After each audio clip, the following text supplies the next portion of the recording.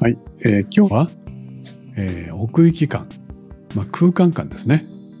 その表現やってみましょう。奥に向かう矢印を書きましたよ。ではここに奥に向かうように色をつけてみましょう。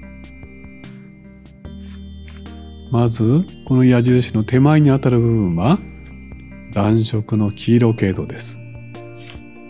そしてこの矢印の遠くに当たる部分はブルー系の色ですね。どうでしょう。こうするとこの矢印が手前から奥に向かって見えるでしょう。こうですね。ではこれで絵を描いてみます。さあ、今日はこの絵ですよ。これが遠くにある。そうイメージしましょう。まず空ですね。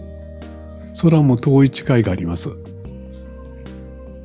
遠くの空は下の方に当たりますね。ですから明るくなってます。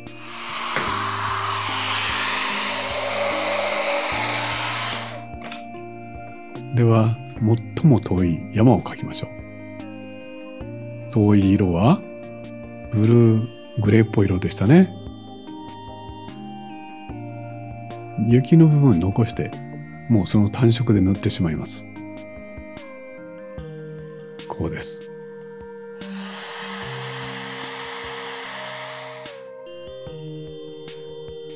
次にこの山はやっぱり遠くの方にはあるんですけども、さっきの山よりは少し近いです。ですからブルーっぽい色なんですが、ちょっと暖色のウルトラマリンなんか使うといいですね。そして少し暗めに、そしてさらに細部をちょっと描きます。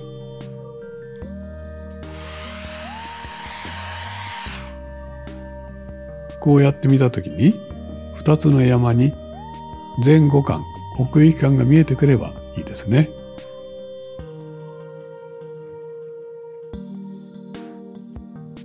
では草原を描いてみましょう。草原は先ほど描いた2つの山よりもずっと手前にありますね。ですから草の緑の固有色が見えてきます。それでもこの草原も遠くの方はブルーがかったグリーン、手前ほどイエローがかったグリーンです。さらには手前ほどこのように少し細部を描いていきます。こんな感じですね。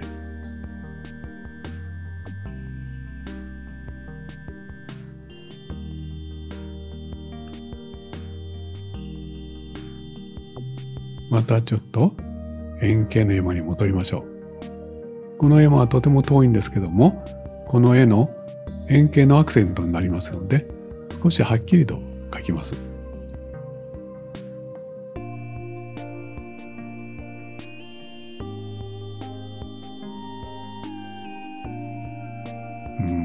こんな感じだね。どうですか？だんだん空間見えてきました？そうね、ここの集落、ここはぜひカラフルに、しかも紙の白も生かしたりして、明暗の対比も強めながら描きたいところですね。そうすることでぐーっと手前の要素として、空間が見えてきます。こんな感じだね。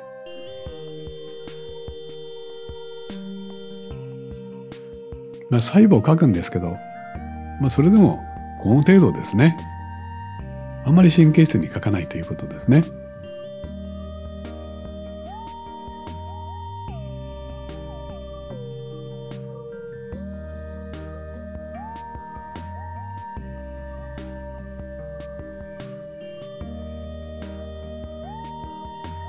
あと残りの方はざっとまとめてしまうような感じです。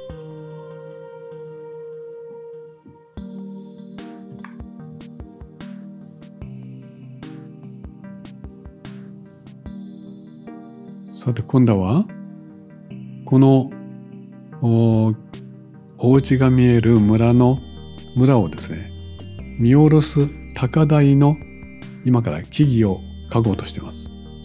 ですからもう少し固有色をはっきりする。そして、木の葉の細部もちょっとね細かく見えるという表現なんですね。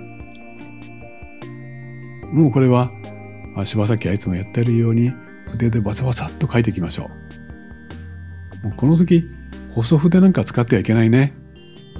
もう太筆で一気に描くととてもその感じが出てきますよ。これはね、ぜひ練習してみてください。そして日陰の面は思いっきり暗くですね。手前は明暗の対比を強くする。そして色も鮮やかにする。さらには立体感も強めるというわけです。ここは点描ですね。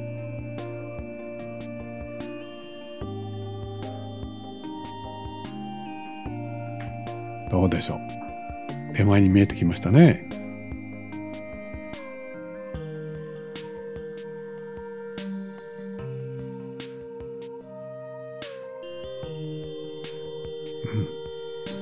まあまあこんな感じだね。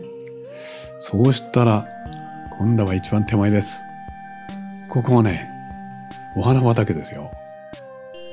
もう黄色い花咲いてますね。黄色い色っていうのはね、一番膨張色なんですね。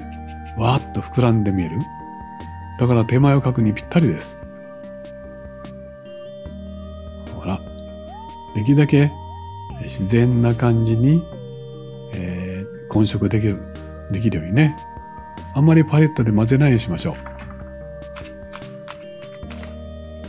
これはね、紙に絵の具をつけて叩いてます。面白いでしょ？こうやってちょっと細部を暗示してもいいですね。いつも筆だけで描くというのじゃダメですね。さあ、手前の花がね、暖色で、しかも鮮やかな色で、赤と緑の補色で描けました。奥行き見えてきたでしょ？ね、こんな雰囲気ですよ。足らないとこちょっといじってね、これでも仕上がりになります。はい、終わりです。はい、書き上がりました。今回は、広い空間のある風景です。遠くの方は比較的明るくって、寒色系の色ですね。ブルー系の色。それに少しグレーがかった、そのような色でまとめる。手前の方に来ると、明暗の対比を強めながら、鮮やかで暖色の色をたくさん使ってみる。こうすることで、広い奥行きが出せる。という、そこがポイントでした。ね、こんな風景ね、きっと描く機会が多いと思います。ぜひ参考にしてみてくださいね。もしよかったら評価と、そしてチャンネル登録もよろしくお願いいたします。はい、最後までね、全部見てくれて本当にありがとうございました。それではまた。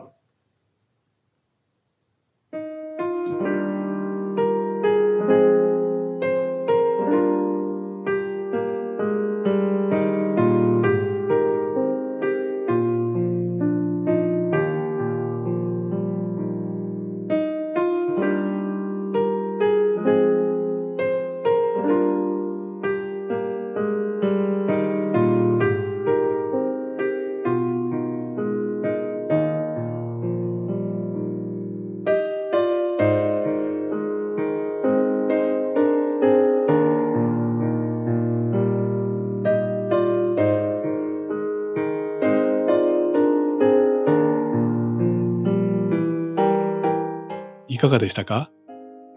チャンネル登録もよろしくお願いします。